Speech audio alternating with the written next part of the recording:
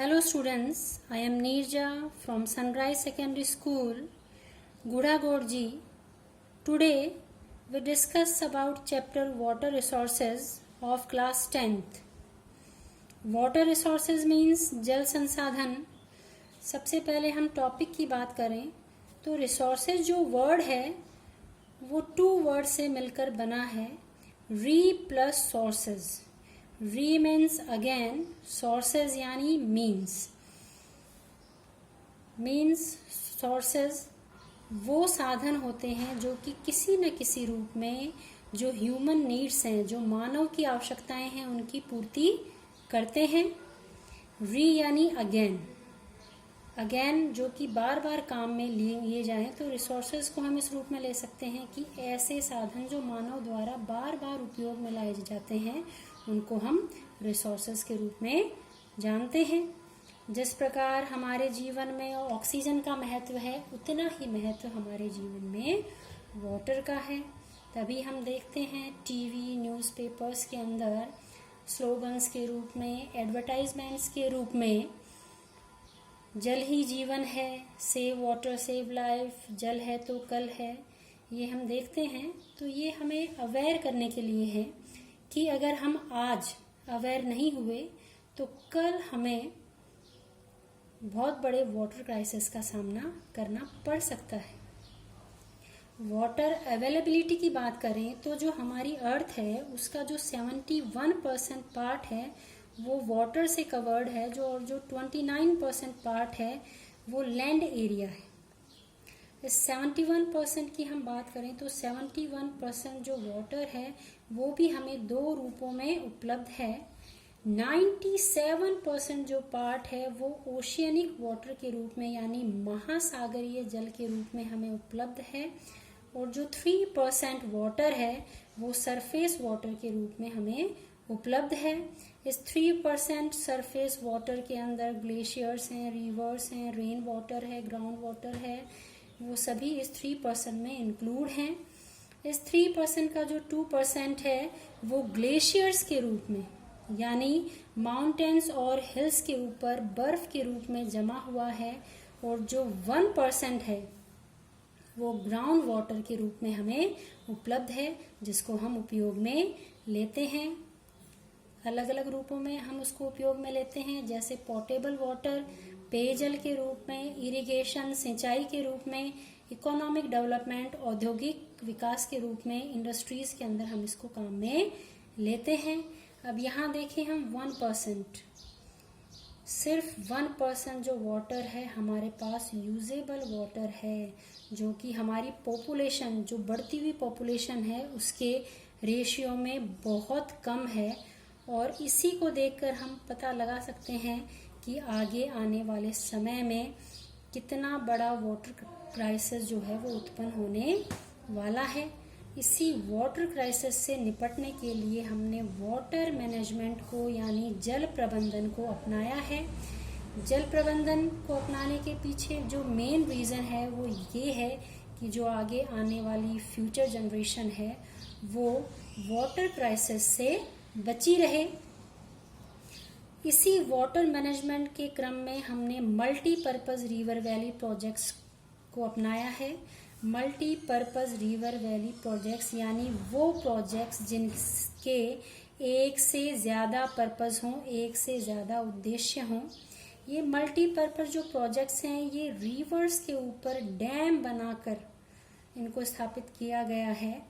तो जो डैम्स हैं उनको ही हम मल्टीपर्पज़ रिवर वैली प्रोजेक्ट्स के रूप में जानते हैं. डैम्स नदी के पानी यानी रिवर्स का जो एक्सेसिव वाटर है उसको रोकने के लिए हमने जो मल्टीपर्पज़ रिवर वैली प्रोजेक्ट्स हैं उसको अपनाया है. तो डैम्स के द्वारा जो नदियां हैं उनका जो ज़्यादा पानी है उसको रोका जाता है और उसको अलग अलग कामों में लिया जाता है. जैसे हम देखें डैम्स के बेनिफिट्स के रूप में, टू स्टॉप फ्लड, बाढ़ को रोकने के लिए जो डैम्स हैं वो बहुत ही हेल्पफुल हैं. जब बारिश ज़्यादा होती है तो नदियों का जो वाटर लेवल है वो बढ़ जाता है, और वो जो बढ़ा हुआ वाटर लेवल है वो आसपास के जो विलेजेस हैं, जो एरियाज़ हैं, वहाँ पे वो भर जाता है, और जिसके कारण एग्रीकल्चर है या फिर ह्यूमन लाइफ है, इसका बहुत लॉस होता है, यानी जनधन की हानि होती है। इससे बचने के लिए जो हैं डैम्स जो हैं बहुत ही यूज़फुल हैं। इसके अलावा इरिगेशन फैसिलिटीज़, इन डैम्स के ऊपर बहुत सारे जो कैनल्स हैं वो निकाली गई हैं, जो कि आसपास के एरियाज़ में, विलेजेस के अंदर इरिगेशन फैसिलिटीज़ प्रोवाइड करवा रही हैं। इसके अलावा पोर्टेबल वाटर यानी पेयजल, ये डैम्स के द्वारा लोगों को पेयजल उपलब्ध हो रहा है। नेक्स्ट देखें हम हाइड्रो इलेक्ट्रिसिटी प्लांट्स। तो जो हाइड्रो इलेक्ट्रिसिटी प्लांट्स हैं, ये जो बड़े बड़े डैम्स हैं वहाँ पर स्थापित किए गए हैं। इनके द्वारा जल से विद्युत का निर्माण होता है। टूरिज्म यानी पर्यटन, डैम्स के थ्रू टूरिज्म को भी प्रमोशन मिलता है। लोग इनको देखने के लिए दूर दूर से आते हैं, जो कि टूरिज्म को प्रमोट करता है। इसके अलावा एम्प्लॉयमेंट अपॉर्चुनिटीज़ देखें हम, यानी रोजगार की संभावनाएं, रोजगार के जो अवसर हैं वो इससे बढ़ते हैं। डैम्स के जब निर्माण होता है तो बहुत सारे लोगों को रोजगार मिलता है। इसके अलावा इसके द्वारा जो इरिगेशन फैसिलिटीज़ हैं, जो टूरिज्म है, जो फिशिंग बिजनेस है, इसके द्वारा भी बहुत सारे लोगों को डायरेक्टली इनडायरेक्टली जो एम्प्लॉयमेंट है, रोजगार है, उपलब्ध हो रहा है। फिर देखें हम फिशिंग बिजनेस। फिशिंग जो बिजनेस है, जो मत्स्य उद्योग है, उसको भी बढ़ावा इन डैम्स के थ्रू मिल रहा है।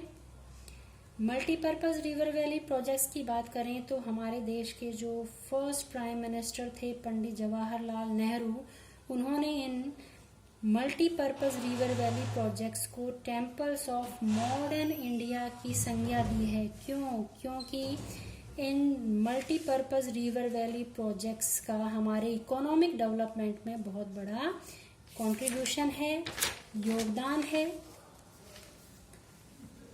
अब हम इन मल्टीपर्पज़ रिवर वैली प्रोजेक्ट्स की बात करें तो जो ये मल्टीपर्पज़ रिवर वैली प्रोजेक्ट्स हैं, ये भी 2 पार्ट्स में डिवाइड हैं।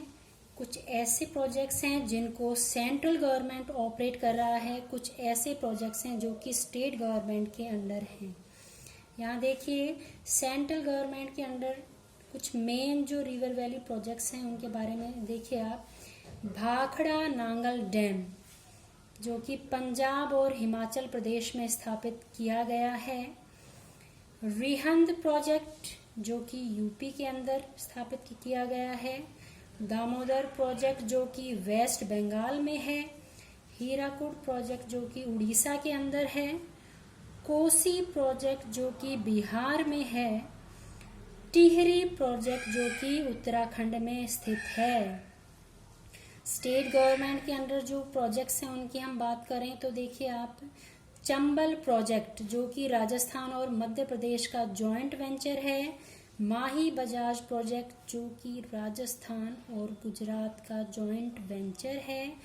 आगे सरदार सरोवर प्रोजेक्ट, ये गुजरात, मध्य प्रदेश, राजस्थान, इन तीनों स्टेट्स का जॉइंट वेंचर है और नर्मदा रिवर पे इसे बनाया गया है। मयूराक्षी प्रोजेक्ट, जो कि वेस्ट बंगाल में है। तुंगभद्रा प्रोजेक्ट, जो कि कर्नाटक और आंध्र प्रदेश का जॉइंट वेंचर है। नागार्जुन प्रोजेक्ट, जो कि आंध्र प्रदेश में स्थित है। तो ये कुछ मेन स्टेट गवर्नमेंट और सेंट्रल गवर्नमेंट के अंडर जो रिवर वैली प्रोजेक्ट्स थे वो थे। सो नेक्स्ट क्लास के अंदर हम इन रिवर वैली प्रोजेक्ट्स के बारे में एक्सप्लेन करेंगे। Thanks for watching this video.